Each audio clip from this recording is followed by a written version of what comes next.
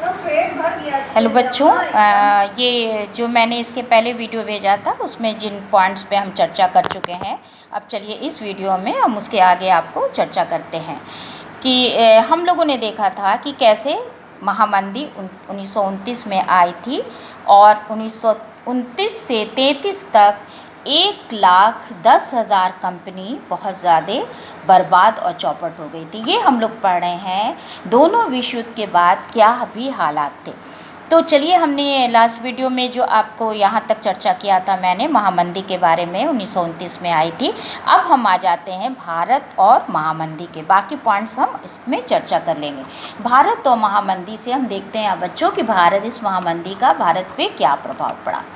उस वक्त हमारा भारत विश्व जो है में ब्रिटेन का उपनिवेश था और 1928 से 1934 तक के बीच देश का आयात निर्यात बिल्कुल आधा हो गया था। 1928 से 1934 में देश का निर्यात बिल्कुल आधा हो चुका था। अंतर्राष्ट्रीय बाज़ार में कीमतें काफ़ी गिरने लगी। 1928 से 29 तक भारत में गेहूं की कीमत भी 50% गिर गई थी।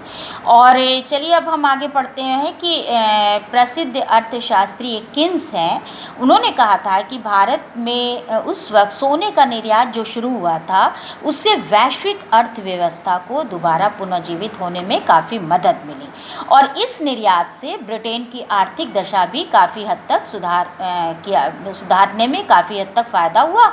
और 1931 में मंदी जब अपनी चरम सीमा पे थी तो ग्रामीण भारत में काफ़ी ज़्यादा असंतोष, उथल पुथल गुजर रही से भारत हमारा देश बहुत ज़्यादा गुजर रहा था, हालात बहुत ज़्यादा ख़राब थे।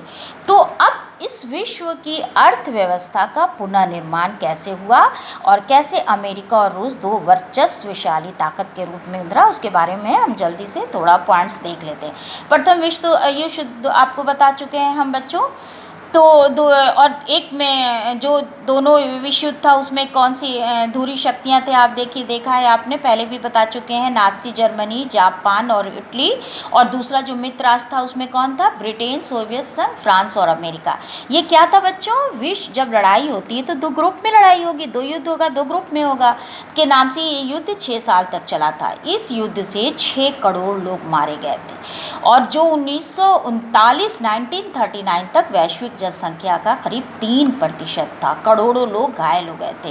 पूरा यूरोप और एशिया की विशाल भूभाग बर्बाद हो गए थे। गोलाबारी से लगातार से सारे चीज़ मिट्टी में मिल गई थी, पूरा शहर मिट्टी में मिल गया था। जो पश्चिम विश्व में अमेरिका आर्थिक राजनीतिक से एक वर्चस्वशाली देश बन गया और सोवियत संघ भी एक वर्चस्वशाली शक्ति के रूप में भर के उभरा। ये आप देख लीजिए, अमेरिका और रूस स्क्रीन पे आप देखिए वर्चस्वशाली ताकत। तो जिस समय पूंजीवादी से पूरी दुनिया इस महामंदी से जूझ रही थी, उसी वक्त सोवियत संघ के लोगों ने अपने देश को एक पिछड़े खेतीहर देश की जगह एक विश्व शक्ति के रूप में लाके खड़ा किया था। ये हम आपको बता दें कि क्लास 9th में रूसी क्रांति के बाद हमने आपको पढ़ा था कि कैसे उभारा गया। तो दो महायुद्धों के बीच जो है अर्थशास्त्री राजनीतिज्ञों ने इसके बीच किया कि कैसे क्या किया जाए विद्युत उत्पादन में। तो हम आपको एक बताते हैं, ब्रेटन वुड्स संस्थान बनी 1944 में। 1944 में ब्रेटन वुड्स संस्थान बनी। इसमें हम आपको बताते हैं क्या है कि आर्थिक अर्थव्यवस्था का बच्चों एक उद्देश्य था कि आर्थिक स्थिरता और रोज़गार को बनाए रखा जाए।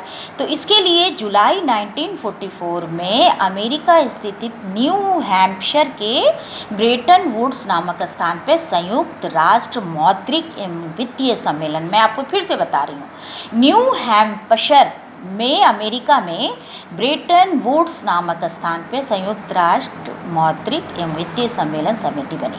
अब आपको पूछा जाए कि ब्रेटन वुड्स क्या है, इस पर क्वेश्चन आए तो आप इसका क्लियर बता देंगे। फिर आपको हम चलिए बताते हैं कि इस वुड्स सम्मेलन में IMF की स्थापना की गई और एक पुनः निर्माण और विकास बैंक के लिए, जिसको आम बोलचाल में विश्व बैंक कहा जाता है, उसका गठन किया गया। विश्व बैंक IMF को ब्रेटन वुड्स संस्थान भी इसको कहा गया और इसी आधार पे जो युद्धोत्तर अंतर्राष्ट्रीय आर्थिक व्यवस्था थी उसको ब्रेटन वुड्स और व्यवस्था कहा गया। ये तो आपने देख लिया। तो अब हम आपको बताते हैं कि 1950 से 1970 के बीच विश्व व्यापार की विकास दर 8% से ज़्यादा रही थी और इस दौरान वैश्विक आय में 5% से वृद्धि हो रही थी। तो ये तो हमने आपको देख लिया है ब्रेटन वुड्स संस्थान के बारे में। अब हम आपको ये बताते हैं ये क्या है NIEO की G77। इस पे आपको क्वेश्चन अति लघु बहुविकल्पी पे कोई भी आएगा तो आप अच्छी तरह सुन लीजिए कि ज़्यादातर विकासशील देश, बच्चों विकासशील देश की बात कर रहे हैं, 50 और 60 के दशक में बढ़ती अर्थव्यवस्था के दौर में समस्याओं को देखते हुए नई अंतर्राष्ट्रीय आर्थिक प्रणाली जो शुरू हुई थी उसके लिए न्यू इंटरनेशनल इकोनॉमिक ऑर्डर यानी NIEO की जो आवाज़ उठाई गई थी और G77 के रूप में ये संगठित हुए थे। और ये क्या था, NIEO से इनका आशय एक ऐसी व्यवस्था थी जिसमें उन्हें अपने संस्थानों पे सही मात्रा में नियंत्रण मिल सके और कच्चे माल के लिए सही दाम मिले और तैयार माल को बाज़ारों में बेचने के लिए बेहतर तरीके से बेचने के लिए उनको रास्ता मिले। तो ये पूरा हमने आपको पढ़ा दिया। और अब ये वैश्वीकरण की शुरुआत हो गई थी बच्चों। 70 के दशक में बेरोज़गारी बहुत ज़्यादा जब बढ़ने लगी थी तो बहुराष्ट्रीय कंपनियां एशिया के देशों में ऐसे उनने ध्यान लगाया जहां वेतन कम था। यहाँ पे मैं आपको एक इम्पॉर्टेंट बात बताऊंगी कि 1949 के बाद से चीन में जो विश्व की अर्थव्यवस्था से बिल्कुल अलग था। चीन में नई आर्थिक नीति और सोवियत खेमे के बिखराव आ गए थे और वहाँ चीन में जो क्या बच्चों एक इम्पॉर्टेंट बात सुन लीजिए कि वेतन बहुत कम दिया जाता था। तो विश्व बाज़ारों में अपना प्रभुत्व स्थापित करने के लिए जो विदेशी बहुराष्ट्रीय कंपनी थी वहाँ आने लगी, वहाँ आके निवेश करने लगी। आपने ध्यान दिया है कि हमारे यहाँ ज़्यादातर टेलीविज़न, मोबाइल फ़ोन, खिलौना ये सब चीन में बने होते हैं, तो ये चीन के बने होते हैं वैसे लगते हैं। तो ये चीन की जो अर्थव्यवस्था थी इसमें क्या था, अल्प लागत व्यवस्था, यानी बहुत कम पैसे में लागत में वहाँ पे काम होता था और ख़ास तौर में वहाँ पे वेतन बहुत कम दिया जाता था। तो उद्योगों को कम वेतन वाले देशों में ले जाने से वैश्विक व्यापार और पूंजी का प्रभाव पड़ा और पिछले 2 दशक से भारत, चीन और ब्राज़ील आदि देशों की अर्थव्यवस्था में बहुत ज़्यादा बदलाव आया। तो ये बच्चों आपका लेसन पूरा ये कंप्लीट हो गया, आपके सारे लेसन है। अब आप इसमें क्वेश्चन कर लीजिएगा और आपका ये लेसन कंप्लीट हो गया। नेक्स्ट इसमें वीडियो में नेक्स्ट लेसन पढ़ाएंगे।